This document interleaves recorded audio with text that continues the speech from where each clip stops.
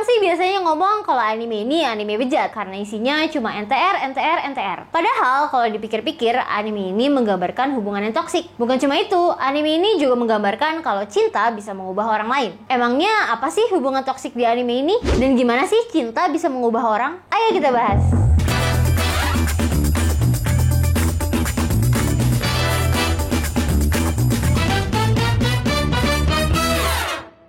Ibu, kali ini aku membahas anime Kuzuno Honkai. Anime yang asik banget menurut aku. Tapi mungkin menurut kalian jelek karena mental kalian gak kuat. Emang gimana sih cerita tentang anime ini? Cerita animenya tentang 4 orang yang saling mencintai. Tapi ada yang menghalang-halangi cinta mereka. Yang menghalangi cinta mereka adalah umur dan status mereka sebagai guru dan juga murid. Karena Hanabi gak bisa pacaran dengan gurunya si Narumi, dan Mugi juga gak bisa pacaran dengan gurunya si Akane. Jadi Hanabi dan Mugi malah pacaran. Kenapa Hanabi dan Mugi malah pacaran? Kan aslinya mereka gak saling suka. Kan mereka sukanya sama gurunya.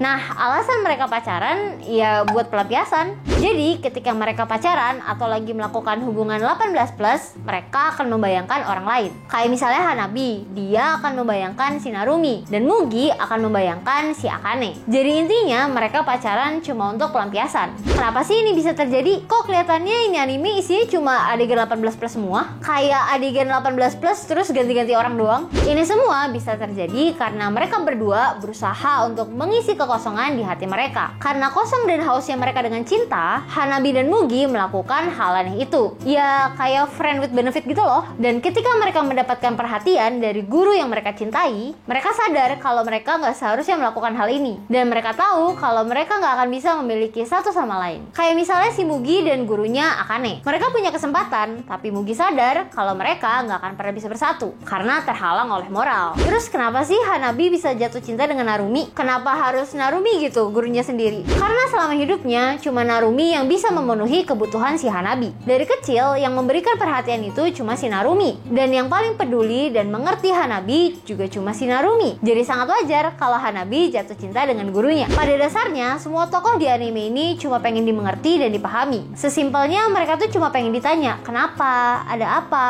Mereka cuma mau melampiaskan dan mengungkapkan rasa sakit mereka. Orang-orang bakal menganggap ini lebay, tapi ini gak lebay sama sekali. Karena di dunia nyata pun bisa terjadi kasus kayak gini. Semua orang yang ada di anime ini adalah orang yang labil. Jadi mereka mau melakukan banyak hal untuk mencari jati dirinya dan mengisi kekosongan di hati mereka. Orang-orang atau kebanyakan jomblo atau belum pernah pacaran, bahkan merasakan cinta, bakal bilang anime ini bejat. Dan gak jarang mereka berpikir, tinggal move on doang kan gampang. Tinggal bertahan sama satu orang kok susah. Ya emang semuanya susah. Move on gak segampang itu loh. Ketika kalian udah merasakan semua kebutuhan kalian, kayak misalnya perhatian, kasih sayang, atau kebutuhan hati lainnya yang sudah diberikan oleh satu orang, pasti bakal susah buat nyari yang cocok untuk mengisi kekosongan itu. Dan pada dasarnya manusia itu gak akan pernah puas dan selalu mau cari tambahan dari yang lain. Dan kadang kita gak bisa milih dengan siapa kita bakal jatuh cinta, karena emang perasaan sayang itu buta. Menurut pendapatku pribadi sih, semua yang mereka lakukan di anime ini adalah hubungan yang toksik. Tapi mau bagaimana lagi? Hubungan yang toksik ini adalah tempat mereka untuk lari dari kenyataan. Sampai akhirnya nanti mereka bisa menerima keadaan.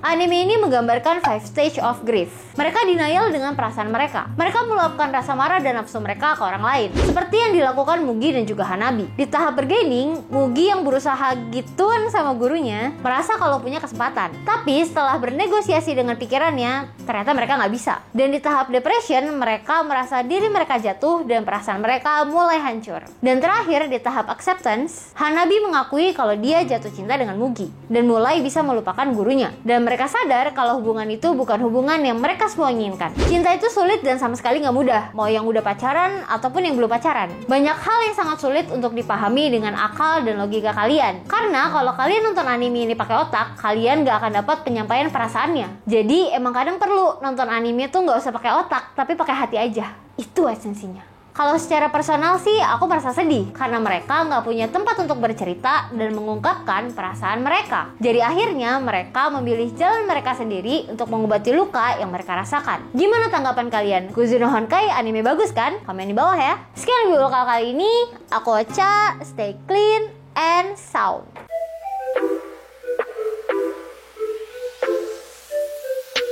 Nonton anime tuh pakai otak anjir. Menerima perasaan Tapi kadang- juga pakai otak. Tapi kadang kita tuh emang gak harus mikir, gak semua tuh harus dipikir dengan logika. Tapi perasaan kan dipikirkan. Kita pakai kadang cuma otak. perlu hati. Kalau aku misalnya nonton gak pakai otak, aku gak bakal dapat dong pesannya. Tapi jangan terlalu dipikir gitu loh. Kayak apa-apa dipikir, apa-apa Hati itu dipikir. bergerak karena otak, karena logik. Kalau nggak ada logik, hati tidak bergerak. Tapi gak usah semua tuh dipikir. Gak semua tuh butuh alasan. Lu gak sih yang nggak bisa mikir?